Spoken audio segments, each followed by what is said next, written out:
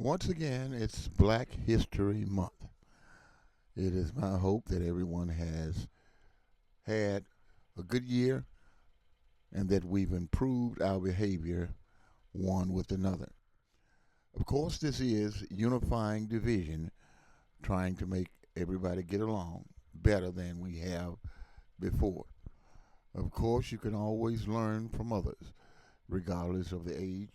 We can learn and we can help each other through telling what is right, what is needed in life. To start out, I'm going to give some awareness on underage unlawful behavior and responsible adults. So we're focusing on ages 17 and below, which is classified in the state of Mississippi as children or minors, if you will. So let's talk about contributing to the delinquency of a minor. Well, what that means is when an adult intentionally engages a child to some behavior that is supposed to be for adults.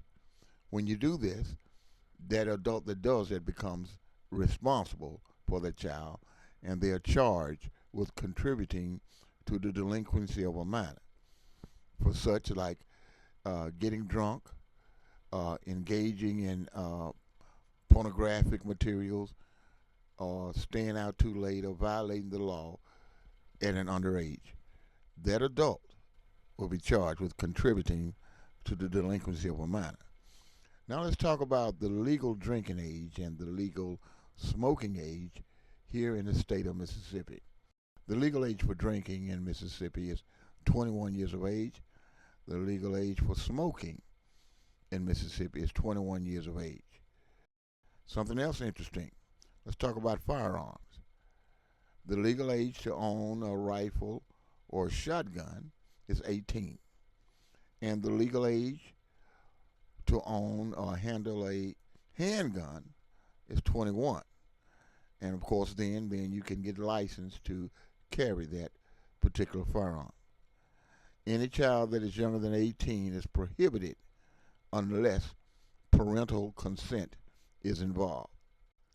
In today's world, it's really bad, but behavior as bullying has been accepted, disrespecting people, giving people nicknames. All this is acceptable now by what you see. People disrespecting each other is the normal now. People insulting each other. These things, we try to get people to stop these things and unify. We can do better and help ourselves day to day going about life. It's so interesting learning the achievements of black people to America. As said before in other videos, black history is American history. And as you study and research, you'll find things that you didn't know were achieved by blacks. Let's start with a black female by the name of Alice H. Parker. In 1919, she developed and influenced the modern home heating system. In 1919, she developed a way to control the temperature of something that she called a heating furnace. And I encourage you to research this to read more about Alice H. Parker, a black woman in America that improves what we use now to control the heating in most of our homes through natural gas. Next on our list is a black man by the name of Alexander Miles. He's credited with inventing the automatic elevator doors. Sure, we all have ridden on elevators. Well, he didn't invent the elevator, but he invented the automatic elevator doors. He had the improvement of this modern elevator design door, which was patented in 1887. And of course, that was the root of the doors we enjoy to this day. Another black female by the name Marie Van Brittan Brown. She is credited with being the person that developed the home security surveillance system. In 1966, she, along with her husband, Albert Brown developed a system by which home security systems of today was patterned after. Her name again was Marie Van Brittan Brown. Look it up and read more about her. Many of us citizens today, we drive and we obey traffic signals that we see when we drive. Start, stop, caution. Well, just in case you didn't know, many of you might have already known, but in 1923, a man by the name of Garrett Morgan, he was a scientist and an inventor. He's the precursor of the modern traffic light. Now, when I say modern traffic light, that's the red, yellow, and green. Of course, the yellow meaning caution. Before that, either they had an officer out there directing the traffic or they had a start and a stop. He put this yellow light in the middle, and the modern lights that we see today on our streets is credited to Garrett Morgan. I only learned this a few years ago. This man's name is Jesse Eugene Russell. In 1988, he was the precursor to modern digital cell phones. Now, the original mobile phone was not developed by this black American. The original mobile phone was developed in 1973 by another American. Of course, this is a white American. His name was Martin Cooper. But from that, the modern phones you use today and the smartphones, cell phones, is credited to Jesse Eugene Russell in 1988. Do some more research on him, and I think you will be amazed that the phones we use now, and just about everybody has one, is credited to Jesse Eugene Russell, which developed this communication through a digital method. In honoring black history and remembering achievements of black people, not only in this country but in this world, let's listen to one of the greatest preachers, one of the greatest ministers this country has ever had, Billy Graham. This is something from him speaking to a large crowd in 1971. And he dragged and lifted and hauled that cross. And don't you black people ever forget one thing. The man that helped Jesus carry that cross was a black man. And don't ever forget another thing. Jesus belongs to Africa as much as he does to Europe and Asia. He was born in that part of the world that touches Africa and Asia and Europe, and Jesus was not a white man like me, nor was he as black as some of you. We don't know what the color of his skin, but it must have been a dark color like the people of his day. American history and the contributions of black Americans in society here has made this country a better place for most Americans.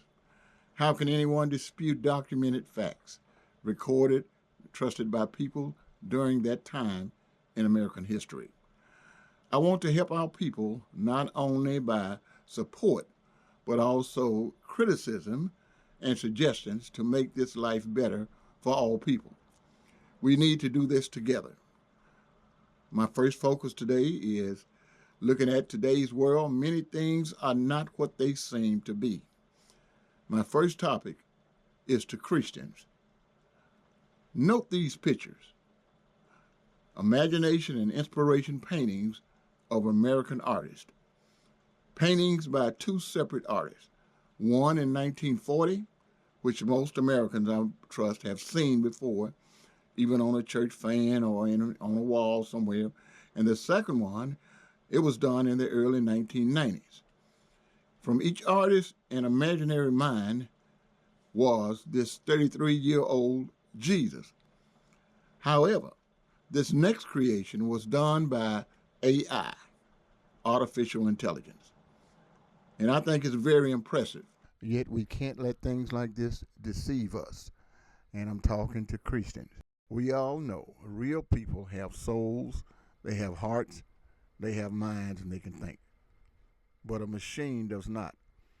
And even though today machines can do diabolical things, it can make things sound so good and look so good. So don't be deceived by what you see all the time. Sometimes we must go back, that's way back in American history, to understand the past struggles many Americans had to endure, some of which are quite shameful. Listen to historian and museum owner Charles Pendleton as he speaks about a massacre that took place in 1873 after the Civil War in Colfax, Louisiana. All right, today I'm going to tell you about a massacre that perhaps is very few people know about, if any.